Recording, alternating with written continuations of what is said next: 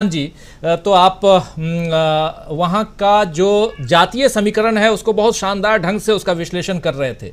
अब आपके सामने पूरा फिगर है 224 की 224 सीटें एग्जिट पोल के हिसाब से, और उसमें से 134 से 152 सीटें आती हुई कांग्रेस को, और 46 से 64 पर सिमटती हुई बीजेपी। यहाँ कोई गुंजाइश नहीं बच रही है ऑपरेशन लोटस की। और प्रोफेसर अखिल स्वामी जी की बातों की तरफ जाते हुए ये फिगर दिखाई दे रहा है। अब आपका स्टेक, आपकी बात। देखिए, गुजरात के लोगों ने ये गुंजाइश छोड़ी नहीं है, क्योंकि ये खतरा अब सिर्फ पार्टी और नेताओं पर नहीं है। ऑपरेशन लोटस का खतरा तो लोगों पर भी है कि जनता के मैंडेट को आप जिस तरह से हाईजैक करते हैं, उसकी चिंता अब लोगों को होने लगी। और दूसरा, वहां का जो सोशल समीकरण है, उसमें अभी 2-3 दिन पहले स्टालिन ने एक बात कही कि अब आने वाले जो समय के चुनाव की जो तस्वीर है, उसका प्रमुख जो एजेंडा रहने वाला है वो सनातन बनाम सोशल जस्टिस का है। जो गलती की भारतीय जनता पार्टी ने वहां पे, जो ये तस्वीर दिख रही है उसके अनुमान से मैं कह रहा हूं कि वह बीजेपी की लीडरशिप को ब्राह्मणिकल ऑर्डर में उन्होंने स्थापित करने की कोशिश की है। येदियुरप्पा साहब को वहां बाहर किया गया, लिग्गा बड़ा नेता नहीं है, ओबीसी का कोई बड़ा नेता नहीं है, और वहां पर संघ से बीएल संतोष हैं, प्रहलाद जोशी हैं और एक दो और लोग हैं। ये 3-4 लीडर ये अपर कास्ट के हैं, सो मोस्टली तो ब्राह्मण है। तो अब जब पॉलिटिक्स सोशल जस्टिस की तरफ जाती हुई दिख रही है, तो उसमें भारतीय जनता पार्टी जो कर रही है, और मैं अगर इसको थोड़ा सा इतिहास और उन्हीं के ब्राह्मणिकल जो ग्रंथ है उसी के आधार पर कहूं, तो जो आप वैदिक जो संस्कृति है उसके हिसाब से अगर लेकर के चल रहे हैं, माने जो सामाजिक समीकरण है, तो फिर इस देश में उसकी स्वीकार्यता नहीं होगी। तो वही वजह है कि वहां के लोगों ने, और खास करके उसमें लिंगायत समाज के लोगों ने, ओबीसी के लोगों ने, और खुद खड़गे साहब तो दलित समुदाय से आते हैं, वहां पर 17% दलित है। और जिस तरह का हमला किया खड़गे साहब पर उनके अपने होम ग्राउंड पर, वो भी भावुक हुए कि उन्होंने जिस बात को कहा नहीं उसको जिस ढंग से मोदी जी पेश कर रहे हैं, और वहां नंदिनी की जगह आप अमूल स्थापित करने की कोशिश कर रहे हैं। और ये सिर्फ कर्नाटक में नहीं हो रहा है राजीव जी, ये पूरे देश में चल रहा है। ये देश गुजराती उपनिवेश बनाने की तरफ ले जाने की कोशिश हो रही है। तो वहां नंदिनी नहीं बचेगा। दिल्ली में ये आप देख लिये, उत्तर प्रदेश में पराग खत्म हो गया, अमूल ही अमूल है चारों तरफ।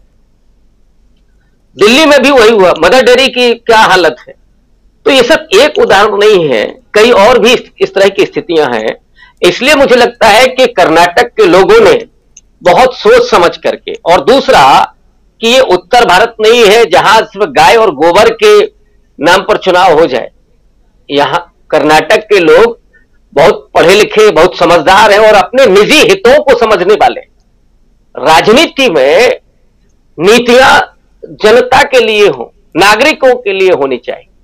लेकिन वहां आप जाकर के बजरंगबली के नाम पर अगर आप वोट मांगेंगे, तो मुझे लगता है कि वहां के लोग अस्वीकार कर रहे हैं धार्मिक नजरिए। और इसमें यह भी होता है, जो डोज आप देते हैं उसको आपको बढ़ाना पड़ेगा। जो नशा है, मना ही जाता है, चाहे वो शराब का आदी हो या कोई और नशा करता हो, व्यक्ति को लगातार डोज बढ़ाते रहना है, तभी आप उसको काबू में रख सकते हैं।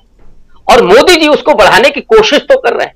माने अब आप चुनाव आयोग, लोक लिहाज सब, सुप्रीम कोर्ट ये कहता है कि साहब आप निर्वाचन के समय, चुनाव के समय आप धर्म के आधार पर वोट नहीं मांग सकते। लेकिन बजरंगबली की जय का बटन दबाएंगे। और आज सुबह जो लोगों ने किया, और ये पहला चुनाव है राजीव जी पिछले 8 साल में जब कांग्रेस पार्टी बहुत ऑफेंसिव होकर के जवाब दे रही है। उन्होंने जब ये कहा कि पीएफआई और बजरंग दल जैसे जो नफरत और हिंसा करने वाले संगठन हैं, उन पर हम बैन लगाने का वादा करते हैं, तो दरअसल वो हिम्मत थी राहुल गांधी उस पूरे यात्रा में लेकर के चले थे कि हम इस देश में नफरत का कार्य नहीं होने देंगे, हम मोहब्बत की दुकान खोलने के लिए आए। और उसके लिए ऐसे संगठनों पर बेल लगाने की बात क्या न करना। और मुझे तो लगता है कि ये शायद नेहरू जी के बाद इस समय की कांग्रेस ने बहुत हिम्मत करके ये बात कही। इसका जमीन पर हो सकता है कि खास करके कोस्टल जो कर्नाटक है वहां पे कुछ नेगेटिव हुआ हो, बीजेपी को उससे थोड़ा फायदा हुआ।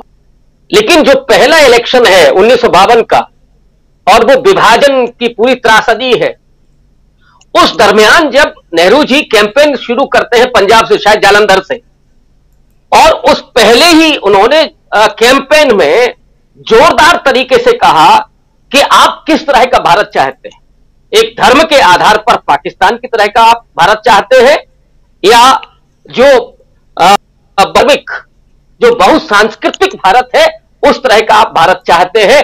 और इस देश के लोगों ने मोहर लगाई नेहरू जी की उस बात पर कि हम बहुसांस्कृतिक राष्ट्र के रूप में रहेंगे। और तीन उस समय यही हिंदूवादी पार्टियां थी, दक्षिणपंथी, तीनों 10 नंबर पर सिमट गई थी। और कांग्रेस पार्टी को विभाजन के दरमियान मैंडेट दिया था भारत के लोगों ने। और इस समय जब कांग्रेस पार्टी ने यह कहा, इसका भी मुझे लगता है कि आप देखेंगे आकलन होगा कि बजरंग दल पर जब उन्होंने बेल लगाने की बात की तो इसका असर क्या जा रहा है।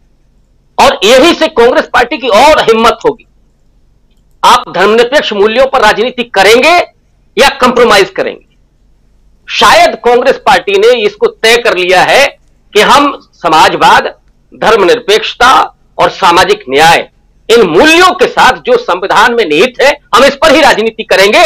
अब खोने के लिए हम इसके नीचे तो कांग्रेस नहीं जा सकती। तो केवल खोने के लिए जहां बेड़ियां हों और इस देश के लोगों के भीतर की नफरत को आप दूर करने के लिए तैयार हो और उसके लिए कुछ भी कुर्बान करने के लिए तैयार हो, तो इस देश की जो जनता है वो दिल खोल करके स्वागत करती है। और मुझे लग रहा है कि ये जो दिख रहा है वो कर्नाटक की आवाम ने बता दिया है कि हम नफरत करने वालों को पसंद नहीं करेंगे, ईश्वर के नाम का दुरुपयोग करने वालों को पसंद नहीं करेंगे। सुबह कांग्रेस पार्टी ने और लोगों ने कहा कि जरा इस सिलेंडर को नमस्कार करके जाइए। 2013 का मोदी जी का ही भाषण था, लोग नमस्कार करके गए और नमस्कार मुझे लगता है उन्होंने मोदी जी को भी कर दिया। इसके बाद जो मोदी जी का कल्ट बनेगा उसमें वो नमस्कार के लायक रहेंगे कि नहीं रहेंगे 2024 तक, ये भी संकेत मिलेगा और इसका भी एनालिसिस होगा आने वाले वक्त में। राजीव जी। जी बिल्कुल।